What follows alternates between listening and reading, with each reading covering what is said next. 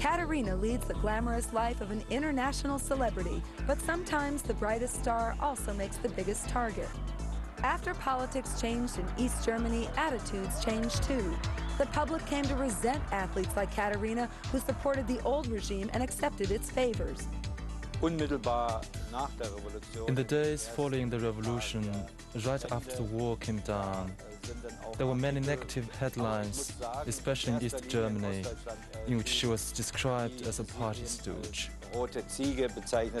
People just trashed her. People, there was one point that she got on stage and she was booed. People booed her in East Germany at a concert.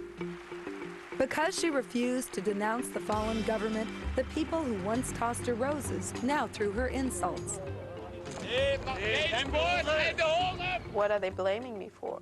That I didn't stand up? I didn't stand up like many other people who didn't stand up to say anything. And I didn't say anything because I wanted to do my sport.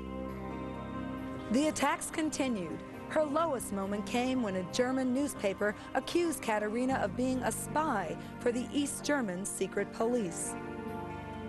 I read this in the paper and I was just totally devastated about it. I thought, how can somebody just come up with a lie like this?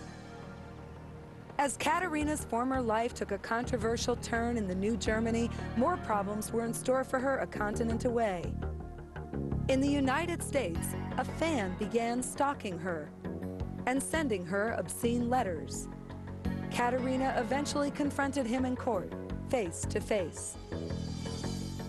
They convinced me to do it. FBI came up and they said, there's nothing else we can do except you do it to court and you face him, and it might be something what would help for other celebrities at your status as well, and it helped. Katarina's brave move helped sentence the stalker to 3 years in a psychiatric facility.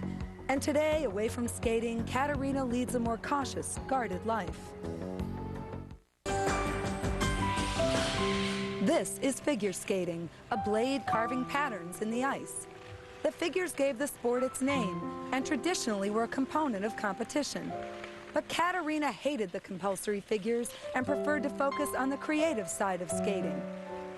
I think Katarina's contribution to the sport is not necessarily in her skating, but in her personality and in what she represents and the way she has done it. She's almost like an athletic, voluptuous, sexy Brunhilde.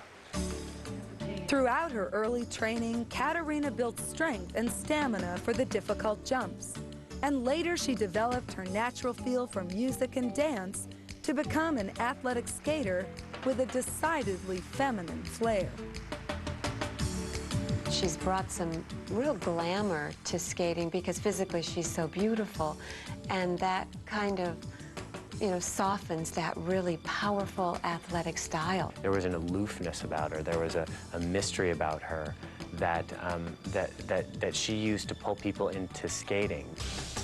Part skater, part storyteller, Katarina developed an image all her own, one that has been criticized as being too sensual and flirtatious. People seem to forget that I have worked so hard to get there. I mean, I didn't work so hard to learn how to flirt, but to skate, to able to do the jumps and to keep my nerves together. And I won the Olympics because I was just better than anybody else there. But as a professional, Katarina would capitalize on her charisma. Why should I hide it? I mean, I can't, actually. I can't hide it. Her costumes often caused a stir, and in 1988, the International Skating Union revised a bylaw which became known in skating circles as the Katarina rule, which I think is somehow wrong because I never ever in competitive skating I had costumes which were revealing. I mean, for instance, last year again I was portraying Robin Hood, and I got like opinions where they said, well, do you have to come out in tights? And I was like, excuse me, Robin Hood was not running through the forest in a skirt. Katarina has been skating for 24 years, and within the sport she found joy while giving others inspiration. I'm still pretty young and looking forward to the rest of my professional career, and if it's half as long as Katarina's, then I'd be very happy. In a sport that demands elegance, perfection, and finesse, at age 29, Katarina is still skating strong. She takes command of the ice. She still has that. The legendary Katarina Witt. I'm doing my own little home movie. We caught up with Katarina at a stop on her skating tour. I'm going to be competitive to you, so you better be careful. You watch out.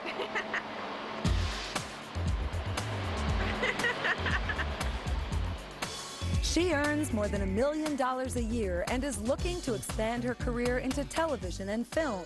She recently rented an apartment in New York City to be closer to where the action is. There was no question to go somewhere else than New York, you know, because it's so much happening here. If it's the business, the entertainment, just anything. Hi. Katarina's come a long way from Karl-Marx-Stadt, but she remembers her roots. She recently flew her parents to New York to see her skate and has not forgotten her former coach, Frau Mueller. And I wanted her to be part of this world, you know. And then now here, bringing her to the tour, I invited her, and I just wanted her to see what I'm doing. And to see her, how proud she was, it really was neat for me to see that. Today, Katarina's life consists of touring with ice shows and professional competitions.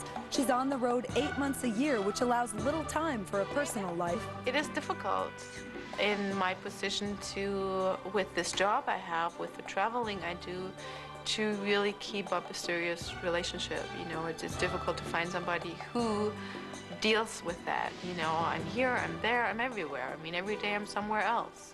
But don't cry for Katarina. She's doing exactly what she wants, and right now her greatest passion is skating. Sometimes now I do think back, and because I'm like, people come up and they go like, you're still around. And I'm like, seriously?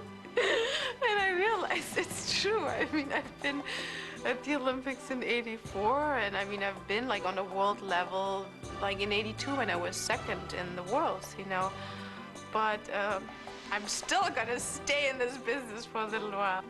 I still like it. I still like to do it, you know, and I still feel that there are so many things I still want to accomplish.